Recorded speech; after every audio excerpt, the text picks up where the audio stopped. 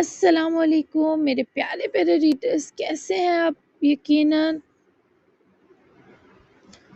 بالکل ٹھیک ہوں گے۔ میں لے کر آ چکی ہوں آج دھماکے دار ایپیسوڈ 55 آف تیرے نام پہ مر جاؤں بائی اسمروا مرزا۔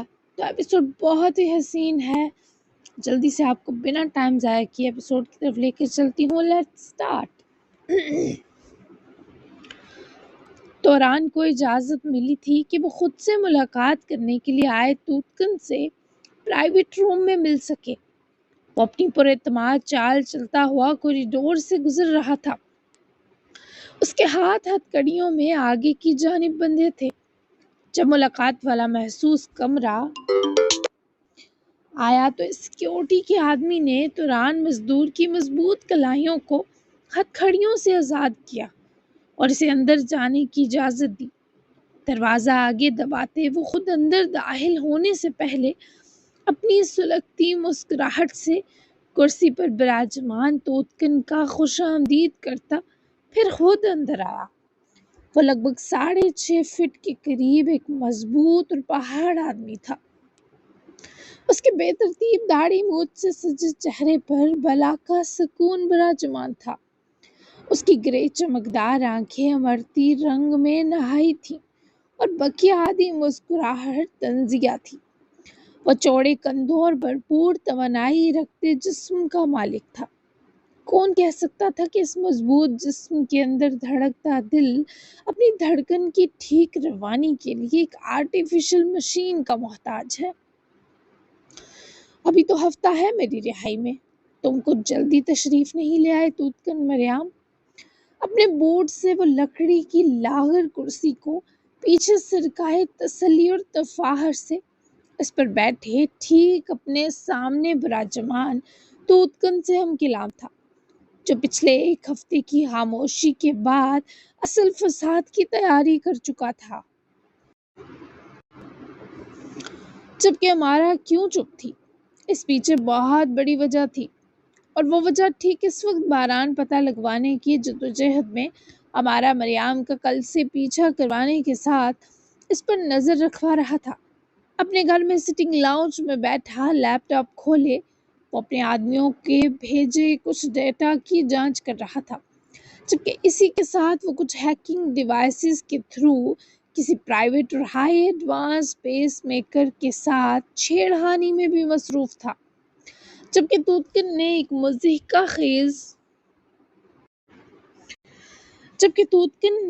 مضحکہ خیز جواباً جب توران کی سمت مسکراہٹ اچھالی، وہ سنجیدہ ہوا، فوری جبڑے کس لیے۔ تمہیں پتہ ہے تمہاری ایک بیٹی بھی ہے؟ جب تم یہاں آئے اور اریسٹ ہو کر اس سب میں پھنسے، وہ تمہاری ہی ہوس کی شکار ہوتی کسی لڑکی کی کوکھ میں موجود تھی۔ توتکن نے توران کے دماغ پر مانو ہتھوڑا ہی تو برسا دیا تھا۔ دفتن وہ شارپ گرے آنکھیں کوشوں کی جانب سے سرخائی میں گلتی محسوس ہوئی۔ بکواس کر رہے ہو تم۔ توران نے بد لحاظی سے توتکن کو تنبیہ کی، پر وہ آگے سے جیسے مسکرایا۔ توران کی آنکھوں میں خوف اور درد کی لکیریں پھیلنے لگی۔ نہیں، بکواس نہیں، باران کی دوست عیشا یلدرم، یاد ہے اسی نے جنم دیا تمہارے خون کو، تمہاری بیٹی کو سزا بھی دلوائی تمہیں، ویسے ماننا پڑے گا اس دلیر لڑکی کو تمہاری طرف کوئی حساب نہیں رہنے دیا۔ تم نے اسے اپنی ہوس کی بھین چڑھایا اور اس نے پہلے تمہاری ساری جوانی اس جیل میں سڑوا دی، پھر بیٹی نام کا فیوچر کارڈ بھی سنبھال لیا۔ تم بہت منجے کھلاڑی تھے، پر عیشا تو تمہاری بھی استاد نکلی۔ توتکن کے لہجے میں صرف ذلیل کرنے کے رنگ تھے۔ وہ سراسر توران کا مذاق بنا رہا تھا۔ جبکہ توران نے اٹھ کر جس طرح اس دبلے سے توتکن کی گردن دبوچے، اسے کرسی سے اٹھائے، اس کے پیر زمین سے اٹھوائے، اس کی طاقت کا مظاہرہ دیکھتے توتکن کی آنکھیں باہر ابل پڑی۔ وہ توران کے سینے پر ہاتھ مارتا پھڑپڑایا تو توران نے اسے اس کی کرسی پر واپس دھکیل کر خود اس کرسی کی دونوں بازوؤں پر ایک ایک ہاتھ رکھ کے توتکن پر جھکا تو توتکن کے چہرے پر خوف ابھرا۔ یہ سب اگر چھوٹ ہے تو اس کی سزا میں تم جان سے جا سکتے ہو تودکن۔ توران کی آنکھوں سے شرارے اٹھنے لگے۔ جھوٹ نہیں ہے، لگ بھگ 17.5 سال کی ہے وہ، تمہاری بیٹی دلارا توران، اور نہ صرف یہ بلکہ وہ باران یلدرم کی بیوی بھی بن چکی ہے۔ باران یلدرم کی، جس نے میری مدد اور اپنی کوشش سے تمہیں یہ لمبی سزا دلوائی۔ تمہارا مجرم تمہارا داماد بن چکا ہے۔ توران کے ہاتھوں کی گرفت جیسے کمزور ہوئی، وہ واپس اٹھ کھڑا ہوا اور تودکن کو یوں دیکھنے لگا جیسے بس چلے تو اسے چیر پھاڑ دے۔ عیشا زندہ ہے، یہ 3 تڑپتے لفظ تھے جو توران کے منہ سے نکلے تھے، اور تودکن نے اس کی امید نہ کی تھی۔ اسے ایک وومنائزر ٹائپ کے آدمی سے کسی سابقہ عورت کے لیے ایسی تڑپ رکھنا حیران کر گیا۔ ہاں زندہ ہے، وہ جرمنی کی جانی مانی جرنلسٹ ہے، پچھلے 10 سالوں سے سب پتہ کروایا ہے۔ اس سے پہلے کئی سال وہ ایک مینٹل ہیلتھ اکیڈمی میں زیر علاج رہی، پاگل ہو گئی تھی۔ تم جیسے شخص سے دل لگانے والے کا یہی انجام ہونا چاہیے تھا کہ پاگل پن کے بعد موت آ جائے، پر دیکھو وہ دلیر عورت آج اپنے پیروں پر کھڑی ہے، مقبول ہے، اور وہ باران بریمن کا سب سے مہنگا اور قابل نیورو سرجن، نیورولوجسٹ، اور تم کیا ہو؟ ایک عادی مجرم کے سوا کیا پہچان چھوڑی ہے ان سب نے تمہاری؟ تودکن اس وقت اس تڑپے شخص کے دل پر مزید چابک مار رہا تھا تاکہ توران سے بھی اپنے احسانات کا تاوان لے سکے۔ بکواس بند کرو تودکن، کیا چاہتے ہو تم مجھ سے؟ یہ غیر مقبول اور مجرم آدمی تمہارے کس کام کا ہے؟ توران نے اس سے اصل مدعا پوچھا، کیونکہ فی الحال اس کے اندر تودکن کی مزید بکواس سننے کی ہمت نہ تھی۔ بہت کام کا ہے، پرسکون ہو کر بیٹھو پہلے۔ تودکن کو ڈر تھا کہ سر پر کھڑا یہ طوفان کب اس پر قہر کی طرح گر پڑتا، تبھی سے شانت ہونے اور بیٹھنے کا کہا۔ میں سکون میں ہوں، تم بکو۔ توران نے کرسی پر واپس بیٹھے اپنے اندر کے محشر کو جس مہارت سے اپنے اندر دبایا، وہ توران کے چہرے اور گردن کی رگیں پھلانے کا غیر محسوس انداز میں سبب بنا۔ تمہیں باران کو مجبور کرنا ہوگا کہ وہ دلارا کو ڈائیورس دے۔ تودکن نے اپنی ڈیمانڈ کہی تو توران نے بہت پرسکون ہوتے تودکن کے چہرے کا جائزہ لیا۔ اور میں ایسا کیوں کروں گا؟ ایک عورت باز آدمی کو اسی کے ہاتھوں پائمال ہوئی عورت پلس اس کی اولاد سے کیا لینا دینا جو وہ ان کے لیے ایسا کوئی سٹیپ اٹھائے گا؟ توران کی آنکھیں چمک و تن سے بھری تھیں، جبکہ تودکن کو ٹھنڈے پسینے آنا طے تھا۔ اس عیشا سے نہ سہی پر اپنے خون سے تمہیں لگاؤ ہے، یہ بات تم جھٹلا نہیں سکتے۔ تمہاری زندگی تو برباد کر دی گئی ہے، کیا تم بیٹی کے سکھ سے بھی چپ چاپ دستبردار ہو جاؤ گے؟ ایک بیٹی کا باپ ہونا کتنا خوبصورت ہے یہ مجھ سے بہتر کون سمجھ سکتا ہے۔ تم اپنی بیٹی کے ساتھ بقیہ زندگی مزے سے گزار سکتے ہو، آخر کو وہ تمہارا خون ہے۔ تودکن کے منہ کی طرف دیکھے توران نے گہرا سانس کھینچا۔ میں نے اس کی ماں کو ٹیشو پیپر کی طرح یوز کر کے پھینکا تھا، مجھے باپ بننے میں کوئی دلچسپی نہ تب تھی نہ اب، لیکن ٹھیک کہا تم نے، باران یلدرم کے ساتھ اتنی کم عمر لڑکی ہونا تھوڑا ڈسٹربنگ ہے۔ توران نے یوں شو کیا جیسے سے کسی چیز کی نہیں پڑی، پر در حقیقت اپنے ایموشنز قابو کرنے کی ایبلٹی دلارا کو توران سے ہی ملی تھی، بھلے اندر قیامت برپا ہو، باہر بس ٹھہراؤ تھا۔ میں تمہاری بیٹی کا فیوچر سیکیور کر دوں گا، تمہیں بھی اپنے ساتھ ایک بڑا عہدہ دوں گا، اس کے بدلے تمہیں صرف دلارا اور باران کو الگ کرنا ہے۔ وہ لوگ جنہوں نے تمہیں جیل بھیجا، تمہاری ساری زندگی برباد کی، کیا تم چاہو گے تمہاری اکلوتی بیٹی لوگوں کے بیچ رہے اور ایک ایسے انسان کے ساتھ زندگی گزارے جو اس سے 20 سال بڑا بھی ہو؟ مجھے تم سے سمجھداری کی امید ہے، یہ مت بھولنا کہ تمہاری بقیہ سزا معاف ہونے میں کچھ تمہارے باپ کی محنت ہے اور آدھی سے زیادہ میری۔ تودکن کی ڈیل سننے کے بعد وہ میز پر دونوں ہاتھ ٹکائے تودکن کو دیکھتے طنزیہ مسکرایا۔ اس کی گرے شارپ آنکھوں میں ایک مدہوشی ہمہ وقت گلی رہتی، پھر چاہے اس کے سر پر موت ہی کیوں نہ منڈلا رہی ہو۔ اور اگر میں تمہاری بات نہ مانوں تودکن مریام، تو توران اس کی حد جاننا چاہتا تھا۔ اتنا تو اسے علم تھا کہ تودکن جیسے لوگ کسی کے سگے نہیں ہوتے۔ تو تمہارے ہارٹ پیس میکر کا کنٹرول میرے پاس ہے، بھولنا مت۔ ایک کلک اور تم ایسے مرو گے کہ مجھ پر الزام بھی نہیں آئے گا۔ ویسے بھی کچرا جمع کرنے کا شوقین نہیں ہوں میں۔ توتکن کی آنکھوں میں شرارے اترے، یعنی وہ توران مزدور کو دھمکا رہا تھا، جبکہ اصل ماسٹر مائنڈ تو باران گلترم تھا، جو اپنی ہفتے کی کوشش میں کامیاب ہوئے توران کے بیس میکر کو اپنے قابو میں کر چکا تھا۔ نہ صرف اس کی کمانڈ بدل دی بلکہ پیک کر کے اس کی تمام کوڈنگ بھی بدل دی۔ یعنی اب اس کے بیس میکر کا کنٹرول نہ تو توتکن کے پاس تھا، نہ اس ہاسپٹل میں جہاں یہ ٹریٹمنٹ اور سرجری ہوئی، بلکہ اب اس بیس میکر کا نیا کنٹرول باران کے پاس تھا۔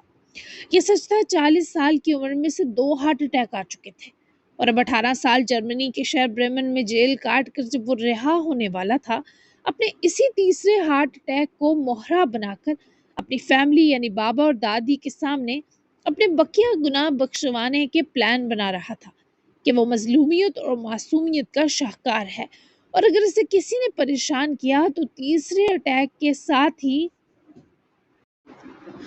اس کی جان جا سکتی ہے۔ مگر یہ صرف توران مزدور اور توتکن جانتے تھے کہ توران کے دل کے پاس ایک ہارٹ پیس میکر فٹ ہے، جو سنگین سے سنگین حالات میں بھی اس کو تیسرے اور مہلک ہارٹ اٹیک سے ہر ممکنہ بچانے والا ہے، جبکہ توران کو ذرا اندازہ نہ تھا کہ توتکن اس بنیاد پر بھی اسے کنٹرول کرے گا۔ اور اب توتکن باران کے ساتھ نہیں بلکہ توران مزدور کے ساتھ مل کر اگلی چال چلنے والا تھا۔ توران بلے 18 سال سے جیل میں تھا، لیکن توتکن نے اسے ایز اے سیکنڈ پلان کے اپنے کچھ احسانات تلے دبا رکھا تھا۔ تم مجھے دھمکا رہے ہو توتکن؟ توران نے افسوس سے توتکن کی جانب دیکھا۔ میں دھمکی نہیں دیتا، کر کے دکھاتا ہوں۔ بولو، زندگی پلس بیٹی چاہیے یا موت؟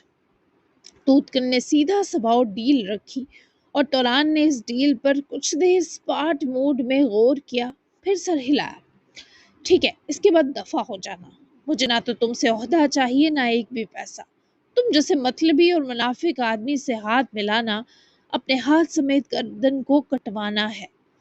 توران نے اٹھ کر کرسی کو ایک بار پھر ٹھوکر ماری، اور دہشت سے پھنکار کر وارن کرتا ہوا وہ وہاں سے چلا گیا۔ باہر نکلتے ہی اسے واپس ہتھ کڑیوں میں جانا پڑا، اور اس کی تکلیف اس کے چہرے سے چھلکنے لگی تھی، جیسے سینے میں دل پھٹ گیا ہو اس کا۔ توتکن کو اس کی اکڑ پسند تھی، جبکہ باران کا دماغ اور وہ ایسا کھلاڑی تھا جو اپنے مطلب کے لیے دونوں کو اچھے سے استعمال کرنا چاہ رہا تھا۔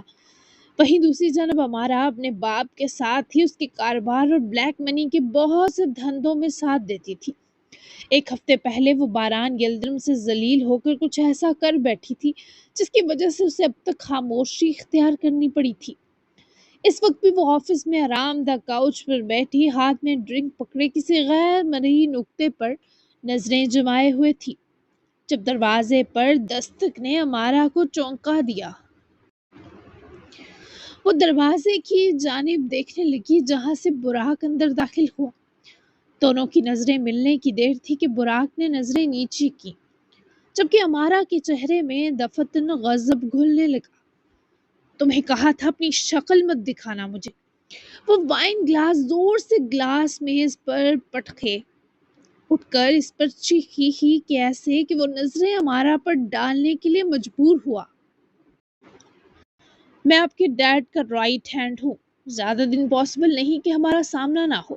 اگر آپ کہتی ہیں تو میں ریزائن دے دیتا ہوں تاکہ آپ کو دکھائی نہ دوں۔ براق نے مظلومیت کا سہارا لیتے جب یہ سب کہا تو امارا نے لپک کر غصے سے اس کا گریبان دبوچا کہ براق کی آنکھوں میں خفیف سی سرخائی گلی۔ سب برباد کر دیا ہے تم نے بدبخت، نہ تم مجھے اس رات اپنے ساتھ اپنے گھر لے کر جاتے، نہ ہمارے بیچ۔ اس نے مجھے ذلیل کیا، مجھے گھر سے دھکے دے کر نکالا، لیکن تمہارے ساتھ گزری اس رات کی وجہ سے میں اپنی ذلت کا بدلہ نہیں لے پا رہی۔ کس منہ سے اب اس کے سامنے جاؤں؟ اب میں اس کی رہی ہوں کیا؟ بولو۔ امارا کے ہاتھوں کی رگیں اس پہاڑ آدمی کا گریبان دبوچتے پھولی، اور یہی کیفیت براق کی تھی، جس کا بس نہ چل رہا تھا یا خود کو آگ لگا دے یا اس آدمی کو، یہ آدمی جو اسے ہمیشہ بھٹکانے کا سبب بنتا آیا تھا۔ شاید وہ امارا کو دیکھتا ہی ایسی نظروں سے تھا کہ اس کے اندر سے کھوکھلی لڑکی کی الجھنیں بڑھ جاتی۔ اور پھر اس روز باران کے گھر سے نکلنے کے بعد براق جو اس کے ساتھ آیا تھا، اس جن ذات بنی امارہ کو کیسے بھی باران کا قتل کرنے سے باز رکھنے کو اپنے گھر لے گیا۔ وہ اکیلا رہتا تھا، اسے ایک رات براق نے امارہ کو سنبھالنا تھا، مگر وہ اتنی ڈرنک تھی کہ اسے کسی طرح اندر لگی آگ کا توڑ چاہیے تھا۔ اسے براق کی شکل میں بھی بس باران دکھائی دیا، اور پھر وہ ہوا جس کی اس رات کے گزرنے کے بعد نہ براق کو امید تھی نہ امارہ کو توقع۔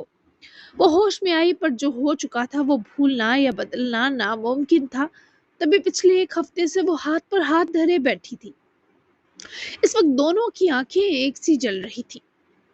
آپ اس کی تھی ہی کب؟ ہمارے بیچ جو ہوا مانا وہ غلط تھا، لیکن اس دن یہی آپ کی خواہش تھی ہمارا۔ میں نے کبھی آگے بڑھ کر آپ کو کچھ محسوس کروانے کی آج تک کوئی کوشش نہیں کی۔ ہمارے بیچ جو ہوا وہ آپ کی ڈیمانڈ تھی۔ تب تو آپ کو باران یلدرم کی دیز ذلت کا مرہم چاہیے تھا۔ مجھ میں چھپ کر میرا سہارا لے کر جب آپ سنبھل گئی تو مجھے لات مار دی۔ اصل ذلت کس کی ہوئی، میری یا آپ کی؟ میرا ظرف ہے کہ میں یہاں آپ کے سامنے اس سب کے بعد بھی کھڑا ہوں، تو مجھے الزام دینا بند کریں۔ براق کی سرد مہری اور ایسی سب باتوں پر وہ اس کی شرٹ کی کولر کو مٹھیوں میں دبوچے سے اپنے قریب کرتی اسی نفرت اور غصے سے دیکھنے لگی۔ پیار کرتے ہو مجھ سے؟ وہ اسی غضب سے بولی۔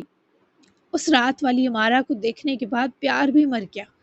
براق نے اس کی گریبان پر پکڑ جمائے ہاتھ جھٹکے سے چھڑواتے اس لڑکی کی آنکھوں میں اپنی سلگتی آنکھیں گاڑی۔ میں باران کو حاصل کر کے رہوں گی۔ اس سب کے بعد بھی تم مجھے روک سکنے پر قادر ہو کر بھی میرے آگے بچ گئے۔ اس رات سب چھین لیا تم نے میرا مجھ سے، یہاں تک کہ میرے دل اور دماغ کا کنٹرول بھی۔ لیکن باران میری ضد ہے، اب سزا ملے گی تمہیں جب تم اپنی چاہی اور چھوئی ہمارا مریم کو کسی اور کا ہوتا دیکھو گے۔ بس اور آنکھوں میں تنفر لیے براق پر چلائی تھی، جو آگے سے بس ضبط سے موٹیاں بھیج کر رہ گیا۔ ایسا دیکھنے سے پہلے ہی ساری کہانی کا دی اینڈ کر دوں گا ہمارا۔ وہ دروازے کی طرف بڑھتا ہوا رکا تو وہ جو ہانپتے بگڑے سانس کو سنبھال رہی تھی فوراً پلٹی۔ وہ بھی پلٹا، یعنی وہ ہمارا کو دھمکی دے رہا تھا۔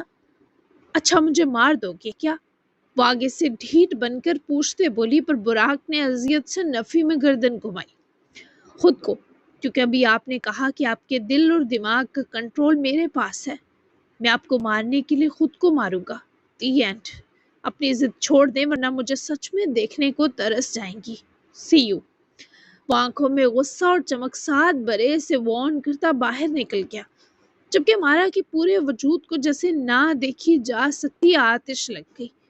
وہ بے بس سی بالوں کو نوچے چلائی تھی۔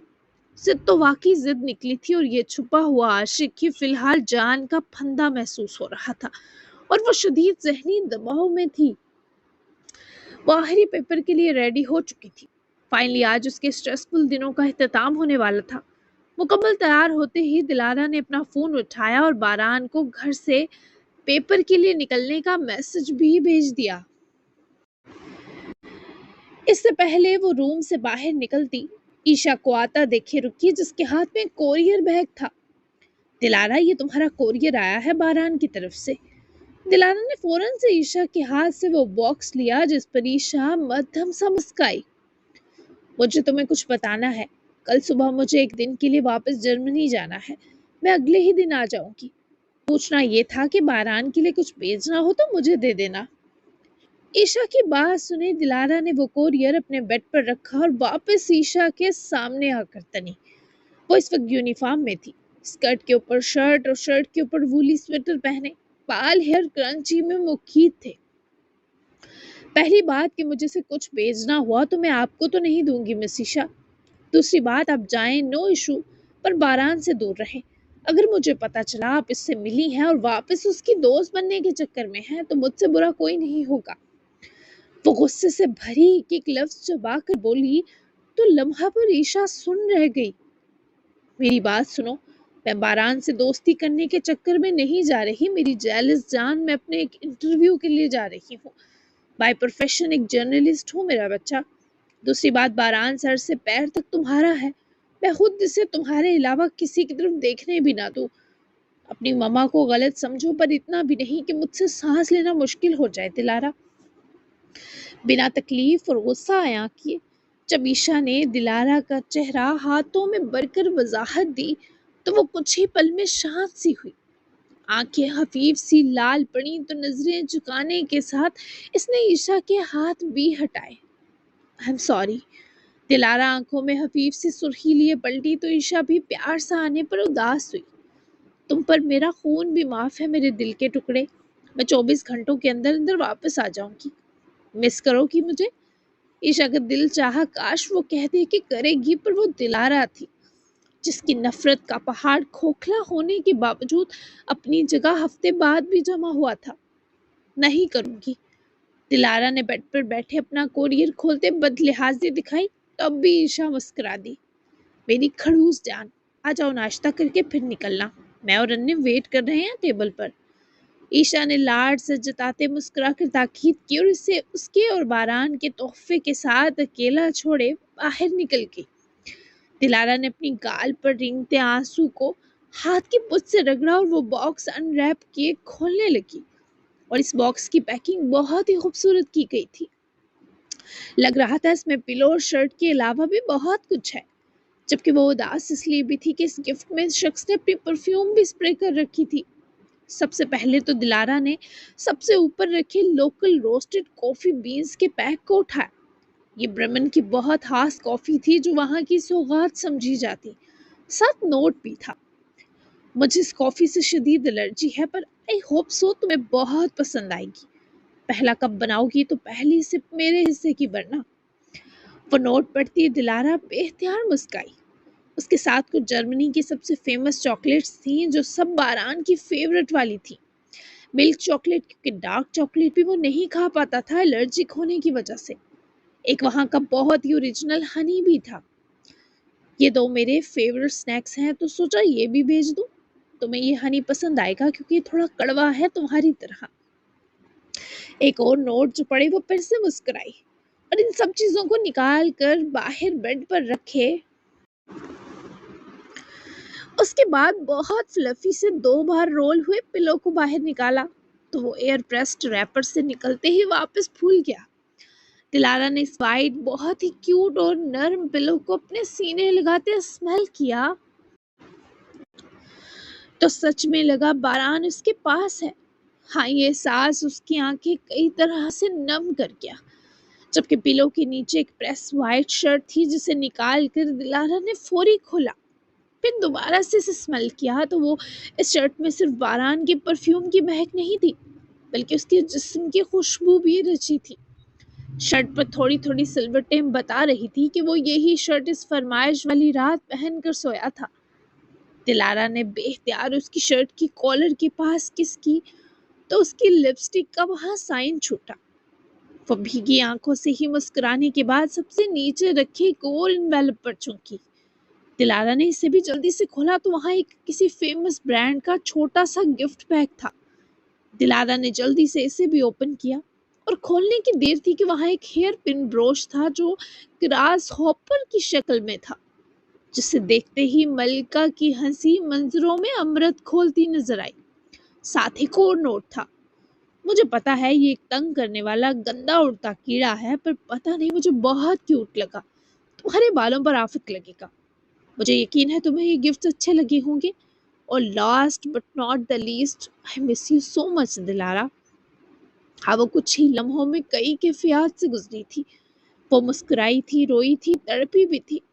وہ بہت زیادہ مضبوط ہونے کی اداکاری کر بھی لیتی، پر اس کا اندر ایک ہفتے میں ہی باران کے لیے ترس چکا تھا۔ اس کے سارے گفٹس بہت دھیان سے سنبھالے وہ کمرے سے نکلی تو اسے عشا اور بھی منتظر ملی۔ دلارا نے بس ایک گلاس اورنج جوس لیا اور آلیان کے بھیجے ڈرائیور کے ساتھ نکل گئی، جبکہ دوسری طرف آزاد نے اپنے اور ہاندے کے ڈائیورس پیپرز بھی بنوا لیے تھے۔ رات ڈنر کے بعد وہ اس پر ہاندے کے سائن بھی لینے والا تھا، جبکہ کل دونوں کا پلان یلدرم حویلی جانے کا تھا۔ آزاد اور نازلی کا اصل نکاح نامہ اسماعیل یلدرم کے پاس تھا، جبکہ ہاندے کا ٹاپک کلوز ہوتے ہی آزاد بھی واپس جانے کا فیصلہ لے چکا تھا۔ اس میں نازلی اس کے ساتھ تھی۔ دلارا کا موڈ آج عام دنوں سے زیادہ اچھا تھا کیونکہ صبح صبح کوریئر کا آنا اس کی ساری اداسی سمیٹ گیا تھا۔ لیکن دلارا کے لیے اس کے دشمن کلاس میٹس نے بھی آج بہت خطرناک پلاننگ کی تھی۔ وہ لڑکا جو دلارا پر کبھی عاشق بھی تھا، اپنے اور اپنے تمام گروپ میٹس کی ذلت کا شاہانہ بدلہ لینے کے پورے پلان کے ساتھ آیا تھا۔ وہ پیپر دے کر 11 تک فری ہو گئی تھی اور اسے آلیان نے آج خود پک کرنا تھا۔ وہ اسے گھر لے کر جانا چاہ رہا تھا کیونکہ باران کے جانے کے بعد وہ قبیلی نہیں آئی تھی اور ایدا اور اسماعیل اسے مس کر رہے تھے۔ تبھی دلارا نے حامی بری تھی کہ وہ لاسٹ پیپر کے بعد ایک دن یلدرم حویلی رہنے آئے گی۔ بس 11 بجے آلیان اسے لینے پہنچ گیا، مگر اس کے آنے سے پہلے ہی دلارا کو وہ کلاس میٹ زبردستی کسی گاڑی میں گھسیٹ کر بٹھائے لے جا چکا تھا، اور دلارا نے ایک عقل مندی کا کام یہ کیا کہ اپنا فون آن ہی چھوڑے اس نے اس گاڑی کی سیٹ کے اندر دبا دیا اور خود وہ مسلسل اپنے آپ کا بچاؤ کرتی رہی۔ اس لڑکی کے ارادے ٹھیک نہیں تھے۔ وہ دلارا کو اپنے گھر ہی لے کر گیا تھا، اسے بالوں سے دبوچتا اپنی قوت کے مظاہرے کرتا اندر لیے بڑھا۔ تم نے بہت تنگ کیا ہے باربی ڈال، آج میں تمہارے اندر سے یہ سسٹم ہی اکھاڑ دوں گا۔ بہت اکڑتی ہو نا تم اپنی ہمت اور طاقت پر دلارا ڈارلنگ، آج تمہیں بتاتا ہوں کہ تمہاری کیا اوقات ہے۔ وہ مسلسل اسے گھسیٹتا ہوا گھر میں گھس رہا تھا جہاں اس وقت کوئی ملازم یا فرد نظر نہ آ رہا تھا۔ دلارا مسلسل چیختی اس کی وحشی پکڑ سے خود کو چھڑوانے پر لگی تھی، پر وہ لڑکا پوری تیاری کے ساتھ آیا تھا۔ لگ رہا تھا اس نے کوئی طاقت کا انجیکشن لگوایا ہو۔ وہ پاگل ہو رہا تھا۔ دلارا اس کے ساتھ گھسیٹی چلی جا رہی تھی، پھر بھی پورا مقابلہ کرتی نظر آئی۔ اس سے خود کو چھڑوائے وہ اس کے ہاتھ سے چھوٹ کر نیچے گری تو وہ لڑکا دلارا کے اوپر چڑھتا، اس کی گردن نوچنے کو لپکا تو دلارا نے اس کے منہ پر زور سے ہاتھ رکھے اسے خود سے دور کیا اور پرے دھکیلے وہ اٹھ کر پھر باغی، مگر اس لڑکے نے پھر سے دلارا کے بال دبوچتے اسے روکا۔ وہ اسے اپنے کمرے کی طرف لے جانے لگا، مگر دلارا کے اندر جیسے ہمت ختم ہونے سے پہلے ایک لہر جاگی جس پر اس نے جب پوری قوت سے اس لڑکے سے خود کو چھڑوایا، وہ آدھی سیڑھیوں تک جو اسے گھسیٹے لا چکا تھا، توازن برقرار نہ رکھتے دھڑم سے نیچے جا گرا۔ ایک لمحہ دلارا سن سی پڑی، اسے آوازیں سنائی دینا بند ہو گئی، جبکہ آلیان نے پورا حال چھان مارا۔ اسے دلارا کا فون تو آن مل رہا تھا پر وہ پورے کالج میں کہیں نظر نہ آئی، اور اسی گھبراہٹ میں اس نے باران کو کال بھی ملا دی۔ باران، دلارا کہیں نہیں مل رہی۔ آلیان کی آواز اس بار کسی ٹاور بلڈنگ کی سیڑھیاں چڑھتے باران کو قبر سے آتی سنائی دی۔ وہ دیوار کا سہارا لیے رکا تھا۔ کیا مطلب، آج اس کا آخری پیپر تھا اور آپ اسے لینے جانے والے تھے، پھر کیوں نہیں مل رہی؟ وہاں کہاں ہے وہ، بتائیں مجھے۔ وہ سر کے بالوں میں ہاتھ پھنساتا بری طرح پریشانی کے سنگ چیخا، جبکہ آلیان کے پاس کوئی جواب نہ تھا۔ جبکہ دلارا اس وقت کسی گھر میں خود کے ساتھ زبردستی کی کوشش کرنے والے بگڑے کالج میٹ کو سیڑھیوں سے دھکا دینے کے بعد یہ دیکھ رہی تھی کہ وہ زندہ ہے یا مر گیا۔ ہاں، وہ پہلی بار ایسی سچویشن میں بہت زیادہ ڈری ہوئی تھی کیونکہ معاملہ پیچیدہ ہو گیا تھا۔ وہ مسلسل کانپ رہی تھی۔ اس لڑکے کو سانس لیتا دیکھے ہی وہ وہاں سے بھاگ کر باہر نکلی، جبکہ باران نے آلیان کو دلارا کا فون ٹریس کروانے کا کہا، خود بھی وہ دونوں مسلسل کالز کر رہے تھے۔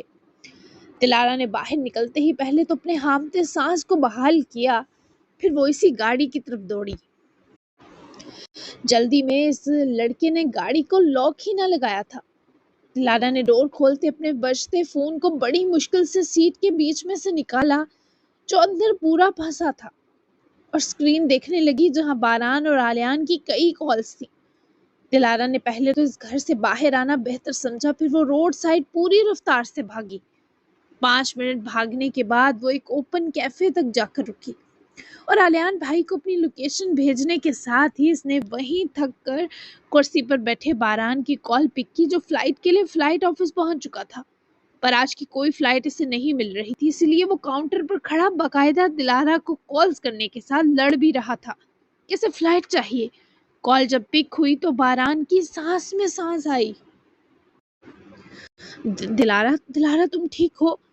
باران کی پریشان پکار پر دلارا کی آنکھیں آنسوؤں سے بھری۔ اسے بہت ڈر لگ رہا تھا۔ ابھی بھی دلارا کے ہاتھ کانپ رہے تھے، جبکہ آلیان کو لوکیشن سگنل جیسے ہی ملا وہ فوراً اس کیفے کی طرف روانہ ہو چکا تھا۔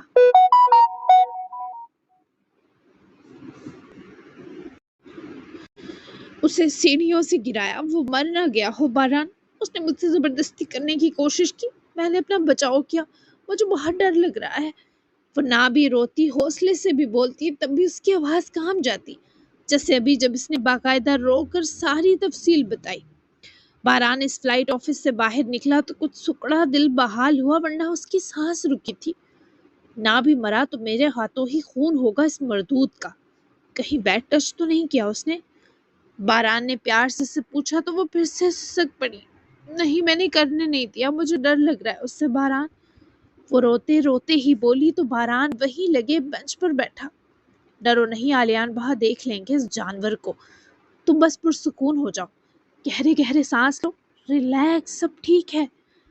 دلارا نے فوراً سے اس کی ویڈیو کال کنورٹ کرتے سے بھیگی آنکھوں سے دیکھتے سر ہلایا، تو جیسے باران کے چہرے کی زرد رنگت بھی بحال ہوئی۔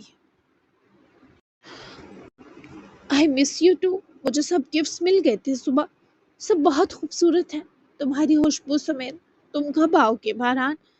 وہ پھر سے روحان سی ہوئی اور باران اسے کیا بتاتا، ذرا دیر ہوتی تو وہ خود ہی جہاز اڑا کر پہنچ جاتا۔ میں آ گیا ہوں، تمہارے پاس ہوں، فیل کرو وہیں آس پاس۔ یہاں تو میرا جسم ہے صرف، میری جان تو انقرہ میں تم پر اٹکی ہے۔ اف دلارا، کیا ہو جاتا اگر تم تھوڑی دیر مزید گم رہتی؟ میں جذبات میں آ کر فلائٹ پکڑتا اور پہنچ جاتا انقرہ تمہارے پاس، پہلے تمہیں ڈھونڈتا، پھر ہماری ادھوری کس پوری کرتا جو مجھے سانس بھرنے سے روک رہی ہے۔ تم میرے سکون کی دشمن بن رہی ہو ملکہ۔ اور جس طرح بمشکل بھاری سانسیں لیے شکوہ کرتا بول رہا تھا، دلارا کی ریڑھ کی ہڈی تک سنسناہٹ گئی تھی۔ واللہ یہ قیامت شخص دور ہی بھلا تھا۔ اپنے تقاضے پر وہ خود ہی لرز گئی۔ کیا وہ اس شخص کی موجودگی برداشت کر سکتی ہے؟ کیا وہ باران کو سانس لیتا دیکھنے کے بیچ اب خود سانس لے سکتی ہے؟ سب ناممکن سا لگ رہا تھا۔ جی جناب، تو کیسی لگی آپ کو آج کی ایپیسوڈ؟ دھماکے دار تھی نا؟ تو اگلی ساری ایپیسوڈ بہت ہی زیادہ دھماکے دار ہونے والی ہیں، تو ساتھ جڑے رہیے گا، اچھا اور پیارا تبصرہ ضرور دیجیے گا۔ تو ملتے ہیں نیکسٹ ایپیسوڈ میں، تب تک کے لیے اللہ حافظ، دعا میں یاد رکھیے گا اور اپنا اچھا اور پیارا سا تبصرہ دینا بالکل مت بھولیے گا۔ بائے بائے، اللہ حافظ۔